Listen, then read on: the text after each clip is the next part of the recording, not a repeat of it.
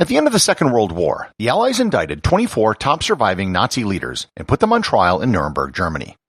With these high-ranking Nazi officials incarcerated, psychologists saw a once-in-a-lifetime opportunity to study the men responsible for some of the most heinous crimes in human history. What made them tick, and why did they do what they did?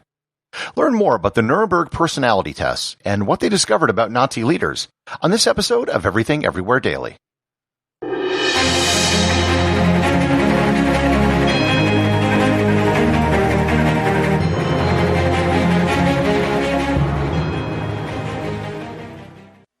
This episode is sponsored by Kachava. Hey everyone, I wanted to tell you about Kachava, my all-in-one daily super blend. If you're worried that you aren't getting all the nutrients you need or struggling to stay on top of your health, then listen up because Kachava has you covered. Kachava puts everything in your body in one glass, so you can have it all. All the superfoods, all the vitamins, all the omegas, all the adaptogens, all the greens, all the protein, all the benefits. For your gut, your skin, your hair, your brain, your muscles, your heart, everything. No more compromise, no more guilt, and no other nutrition shake does all of this. They traveled to the ends of the earth to source everything and then crushed it up. Kachava is a powder. You take 2 scoops of it and just add water and blend it up, and it tastes incredible. They have 5 delicious flavors: vanilla, coconut acai, chai, matcha, and my favorite, chocolate. I can drink 1 glass of Kachava a day, and it'll keep me full for hours. Trying to manage all the supplements and ingredients you should be taking can be overwhelming and expensive. But now, Kachava makes clean, organic, superfood nutrition accessible to everyone. So, you gotta try Kachava for yourself. Kachava is offering 10% off for a limited time. Go to kachava.com/everywhere, spelled Kachava, and get 10% off your first order. That's kachava.com/everywhere. The Second World War didn't end like other wars in the past. Previously, a conquered ruler might have been exiled like Napoleon, or summarily executed if there was a conflicting claim to a territory. At the end of the First World War, the Kaiser lived the rest of his life in seclusion in the Netherlands.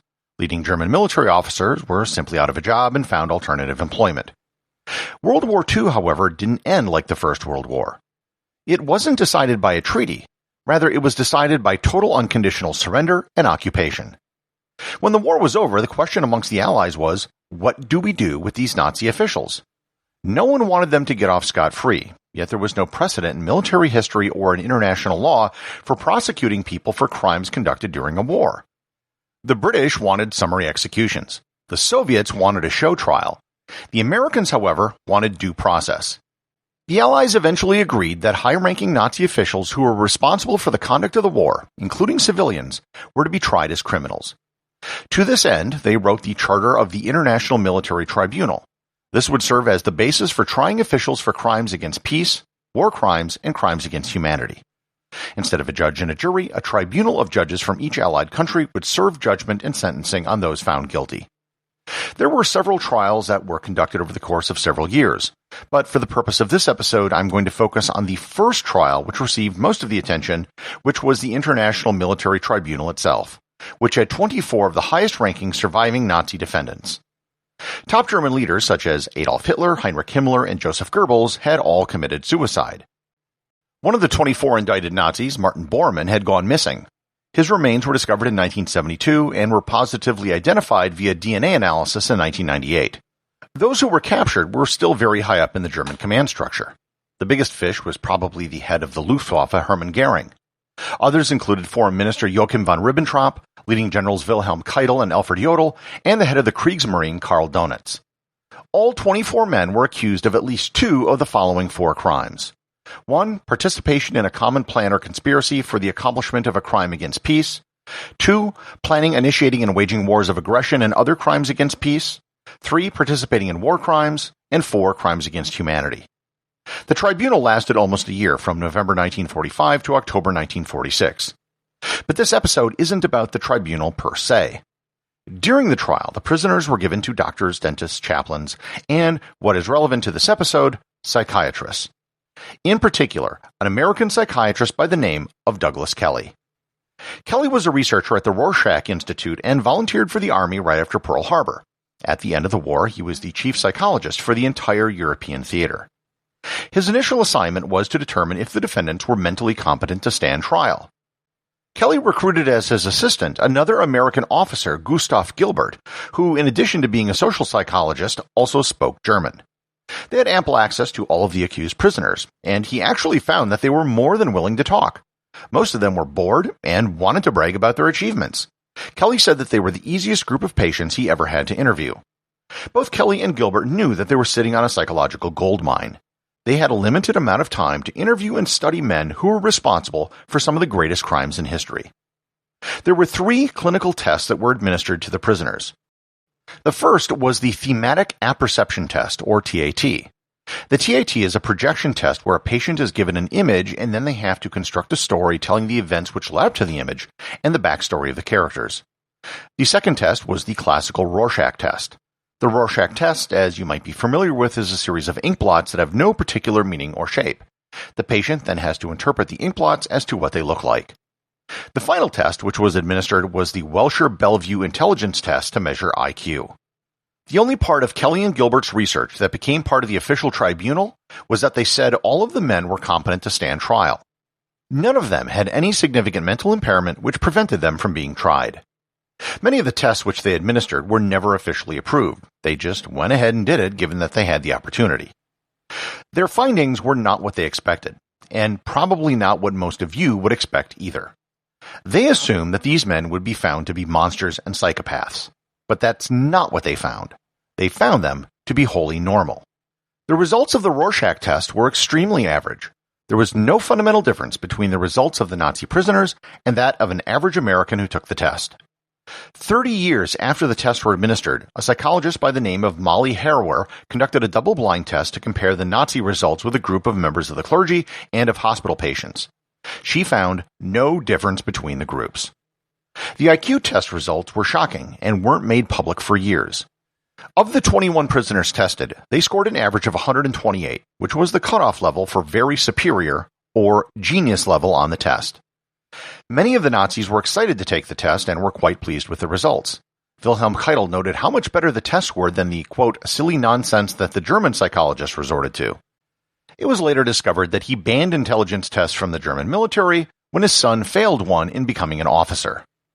The highest-scoring German was Hjalmar Schacht, who scored 143. He was actually one of the only accused to be totally acquitted.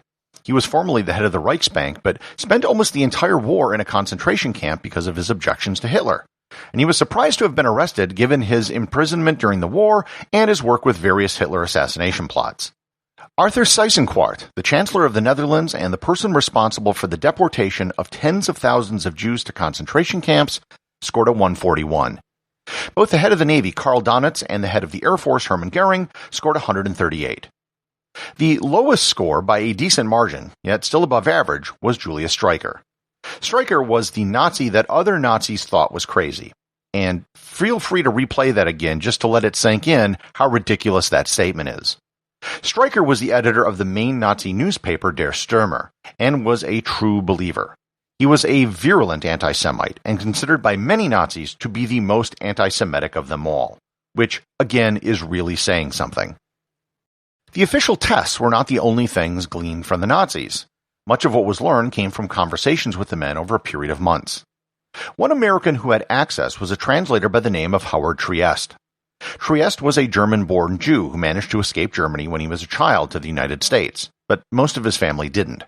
He was responsible for censoring mail for the prisoners and got to know several of them quite well. Streicher, the virulent anti-Semite, took a liking to Trieste because he looked strongly Aryan, not realizing that he was actually Jewish. The Auschwitz commander, Rudolf Höss, took pride in having killed so many Jews, and in fact having gone well beyond his original quota. On October 16, 1946, 10 of the convicted Nazis were executed by hanging. Goering killed himself with a cyanide capsule just hours beforehand. One prisoner, Robert Ley, killed himself before the trial began, and it was believed he had advanced dementia. 3 were acquitted, and the rest were sentenced to imprisonment varying from 10 years to life. But even after the trial was over, the interpretation of the psychological data was just beginning. Both Kelly and Gilbert later released books that gave their theories on the Germans that they studied, and they had very different interpretations. Gilbert's book was titled The Psychology of the Dictatorship, which was released in 1950. He felt that the Nazi leaders did what they did because they grew up in an atmosphere of absolute submission to authority. Intelligence and morality took a backseat to loyalty and an ability to follow orders. Kelly's book was titled 22 Cells in Nuremberg, and it was released in 1947. Kelly's take was what happened was the result of what he called a sociocultural disease. He was hoping to find that there was some sort of Nazi personality type that future researchers could look for as some sort of early warning sign. He couldn't find one. He found that the defendants were essentially sane. He wrote a paper in 1946, before the trial was even over, in which he said he felt, quote, not only that such personalities are not unique or insane, but also that they could be duplicated in any country in the world today, end quote. Despite the above-average intelligence of the men on trial, Kelly thought that they were truly nothing special. They were, quote, not spectacular types, not personalities such that appear only once a century. They were men who displayed, quote, overweening ambition and low ethical standards. The narrative after the war was that the Nazis had to be individual monsters because that was the only thing that made sense of what happened. Yet he wrote 75 years ago, quote, I am quite certain that there are people even in America who would willingly climb over the corpses of half the American public if they could gain control of the other half, end quote. Douglas Kelly died on New Year's Day in 1958 in front of his whole family when he mimicked the suicide of Hermann Goering by swallowing a cyanide capsule. Several years later, the political philosopher Hannah Arendt explained this phenomenon during the trial of Adolf Eichmann by coining the phrase, the banality of evil. What she found in Eichmann, and what Kelly found at the tribunal, were men who weren't psychopaths, although some of them clearly were, or not even necessarily fanatics. Rather, they were people who didn't think for themselves and were willing to put morality aside for personal advancement. The debate about the psychology of Nazis hasn't ended, and it probably never will. The work done by Gilbert and Kelly, despite being the only work of its kind, has been both criticized and supported. In many respects, the interpretation of Douglas Kelly and Hannah Arendt is more frightening than thinking that Nazi leaders were all psychopaths. Because if the people who did such heinous things, or allowed them to happen, were somewhat normal and not necessarily sadistic, it implied that if the conditions were right, it could happen anywhere. Everything Everywhere Daily is an Airwave Media podcast. The executive producer is Darcy Adams. The associate producers are Thor, Thomsen, and Peter Bennett. I just wanted to extend a big thank you to everyone who is supporting the show over at patreon.com. I have show merchandise available there, including hoodies, t-shirts, and stickers. Plus, it really just helps me get this show out every single day, including, of course, weekends and holidays. Remember, if you leave a review or send me a boostagram, you too can have it read on the show.